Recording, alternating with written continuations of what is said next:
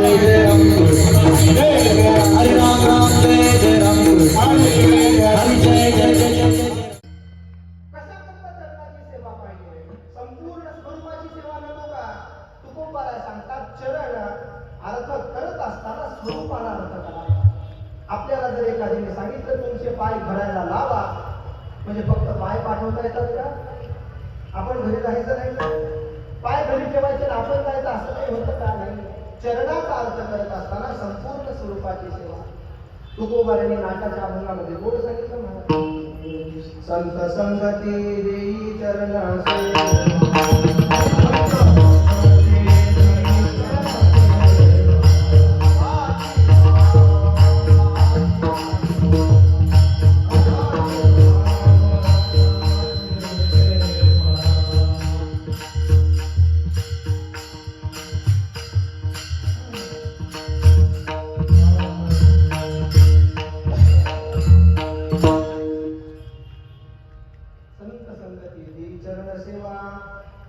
हाची भाव माझ्या जीवा पुरवी देवा मनोरथ जेणे तुझा विसर न पडावा पण याच्याने विसर पाडला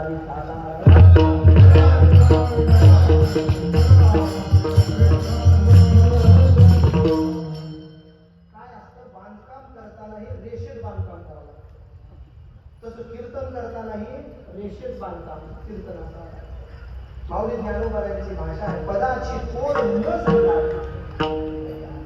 ओव्हरफ्लो होता कामा नये आणि कमी होता कामा नये कमी झालं तर काय होतो एअर पकडला आणि जास्त झालं तर वाया जातं मापात असायचं संत संगती देई चरण सेवा जेणे तुझा विसर न पडावा हाची भाव माझी आजीवा पुरवी देवा मनोरथ तुकोबारांनी सांगितलं आम्हाला चरण सेवा पाहिजे तुकोबारांना विचारलं चरणाच्या सेवेला काय प्राप्त होतं तुकोबारा म्हणतात ज्या गोपिकांचं उदाहरण नारदांनी भक्तिशास्त्राकरता दिलं यथाप्रज गोपिकांना त्या गोपिकांना विचारा सगळ्या जणांना गोपी गीत माहिती आहे भगवान परमात्मा रासमंडलातून मुक्त झाले आणि सगळीकडे गोपिका अन्वेषण करू लागल्या हुडकू लागल्या देवाला इथे आहे का तिथे आहे का सर्व गोपी यमुनेच्या वाळवंटामध्ये आल्या आणि गोपिकांनी गीत गायला सुरुवात केली ते गीत गाता गाता गोपिकांनी 2-3 ठिकाणी चरणाचा महिमा गायला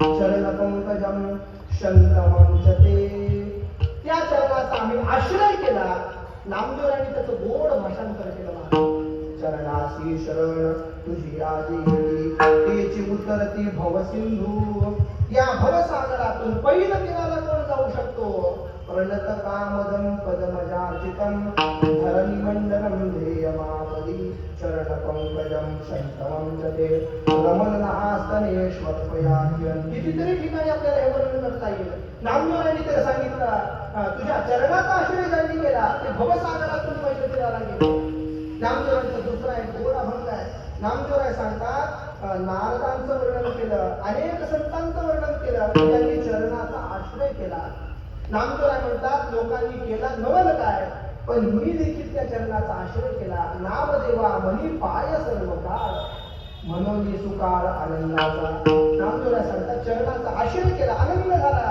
तुकोबाराय म्हणतात की चरण सेवा मला पाहिजे काय झालं ऐका ना रामायणामध्ये प्रभू रामचंद्र लक्ष्मणजींच्या बरोबर राहतात त्यावेळेला लक्ष्मणजी एकटी चरणाची सेवा करतात पण ज्यावेळेला सीता माता आल्या त्यावेळेला मात्र भांडण सुरू झालं भांडण सुरू झाल्यानंतर प्रभू परमात्म्यांनी न्याय निर्माणा दिला एका चरणाची सेवा लक्ष्मणजी आणि एका चरणाची सेवा सीता माता दोघांमध्ये समन्वय करून दिला कारण चरणाचा महिमा आहे महाराज तुकोबारायांचा प्रसिद्ध अभंग आहे चरणाचा महिमा हातो तुझ्या पुरुषोत्तमा अंधपारिके मालिके बोलविसे स्पष्ट मुखे ज्यांनी ज्यांनी चरणाचा आश्रय केला त्या सगळ्यांना हे प्राप्त झालं तुकोबाराय म्हणतात तुझी चरण सेवा आम्हाला पाहिजे म्हणून भगवान परमात्मा म्हणतात चरण सेवा द्यायला मी तयार आहे पण काही बोनस तुम्हाला देऊन टाकतो तुकोबारायांनी त्याचा निषेध केला अभंगाचं दुसरं शब्द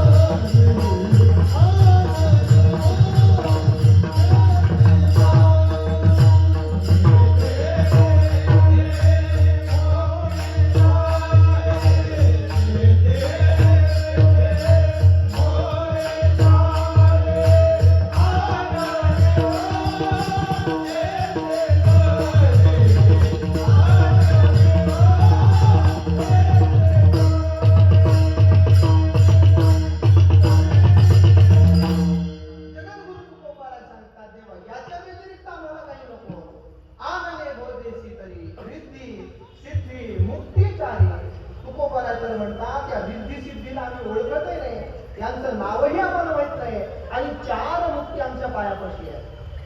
कारण या मुक्तींचा अभिलाष आम्हाला नाही. मोक्ष पदे तुच्छ केलिया कारणे मोक्ष सुखा हलवला का. तुकोबाराने सांगितलं, महाराज काय निकट करू शकता सेवेची, याच्या व्यतिरिक्त आम्हाला दुसरं काही नको. देवाला विचारलं, देऊन देऊन काय देता देवा. देवाने सांगितलं, एखादी सिद्धी घ्या, सिद्धी घ्या, 4 मुक्तींपैकी एखादी मुक्ती घ्या. तुकोबारा म्हणतात, देवा आम्हाला माहिती आहे तू याच्या पलीकडे काहीच देऊ शकत नाही. परमेष्ठी पदा तुच्छ मानिती सर्वदा, देऊन देऊन परमेष्ठी पद देशील, तरीही आम्हाला त्याची अभिलाषा नाही. अनेक भक्तांची चरित्र माझ्या पुढे आहेत, पण त्यापैकी वृत्रासुर नावाचा एक भक्त भागवत घेऊन गेला. या वृत्रासुराचं चरित्र पहा. प्रसंग असा झाला, इंद्राकडून देवगुरु बृहस्पतींचा अपमान झाला, म्हणून बृहस्पती नाराज झाले. इंद्रावर असुरांचं बळ वाढलं. बळ वाढल्यानंतर भगवान परमात्माने इंद्राला अभय दिलं. पष्टा प्रजापतींचे पुत्र विश्वरूपांना देवगुरुपद देण्यात आलं. विश्वरूपांनी वैष्णवी विद्या शिकवली आणि इंद्राला पुन्हा त्रैलोक्य लक्ष्मी प्राप्त झाली. लक्ष्मी प्राप्त झाल्यानंतर इंद्रानं पाहिलं, एके दिवशी या विश्वरूपांची अवस्था अशी होती, यांचं आईचं कुळ असुरांचं होतं, पित्याचं कुळ ऋषीचं होतं. यांनी 2 आहुती द्यावे, एक ऋषींना आणि एक असुरांना. इंद्रानं हे पाहिलं. इंद्रानं त्यांचं मस्तक उडवलं. मस्तक उडवल्यानंतर विश्वरूप गेले, म्हणून त्यांच्या वडिलांनी काय केलं, यज्ञाग्नीमध्ये आहुती दिली, इंद्राला मारणारा पुत्र व्हावा. पण गडबड घोटाळा काय झाला, सुवर चुकला. इंद्राला मारणारा या ऐवजी इंद्राकडून मरणारा असा त्याचा उच्चार झाला. त्या अग्नीमधून वृत्रासुर प्रगट झाला. प्रगट झाल्यानंतर त्रैलोक्यामध्ये या वृत्रासुरानं आपलं साम्राज्य स्थापन केलं.